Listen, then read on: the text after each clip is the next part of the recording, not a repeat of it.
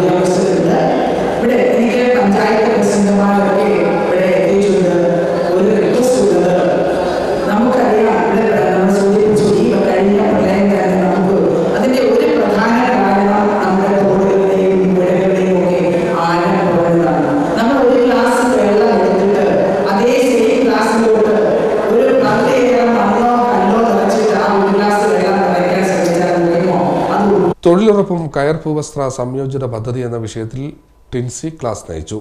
കയർ ഭൂവസ്ത്ര വിധാനത്തിലെ സാങ്കേതിക വശങ്ങൾ എന്ന വിഷയത്തിൽ അശ്വിൻ ക്ലാസ് എടുത്തു. വി അമ്പിളി നന്ദി രേഖപ്പെടുത്തി. CD Net News, Kayamkulam.